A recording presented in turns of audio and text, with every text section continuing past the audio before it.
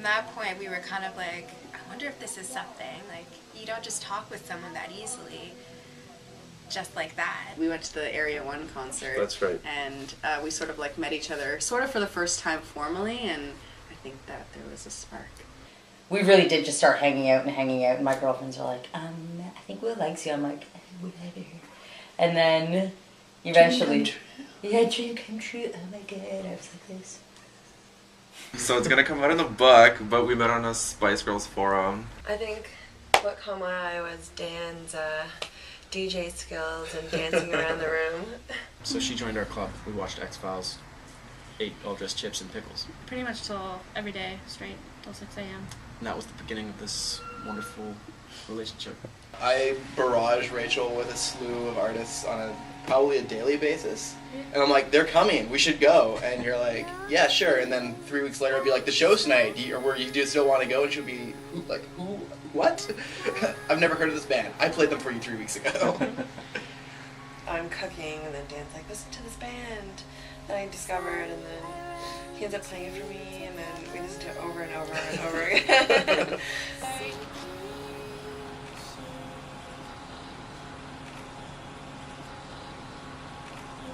I think we share music by email, so send along an MP3, no title. I mean, I guess the music kind of speaks for itself. I feel one of the most progressive, amazing bands that I think they are the best band ever, and I'm sure that people can argue that, but and they see different things, but I think it's cool that we've grown with them too, because when they first came out, that's when I first got into them, and I've kind of changed as their music changed, so. Lady Gaga, we both like. Yeah, we said we're not going to mention her. How stereotypically gay. So how long have you guys been together now? 6 years.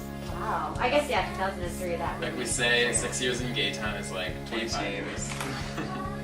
You have to multiply by 3. Everything It's happens like 3 dog times years. faster. It really is. But I also like a lot of really cheesy music that she doesn't like. Like what? Well, like I you don't know this, but I was listening to Michael Bolton a lot yesterday, and the guy's really good. Imagine having, like, you guys are on a date kind of day where you guys could actually spend some time alone. I wish I would have sing I was going to say that I think that's actually important for a relationship as well, is to have outside interests, right? To not dig the same books and the same movies. Just extend. Magical Mr. Mistopheles, do. Oh, well, never was there ever a cat so clever as magical Mr. Mistopheles, do. This is what I had to deal with every time we drove anywhere. You could send singing telegrams, and although we didn't go to the same school, since I was in a group that did that at my school, we arranged with Kirsten's math teacher to go and embarrass her and myself equally. It was Jagged Edge, Gotta Be. I was very big into R&B in the late 90s, and that was a good jam.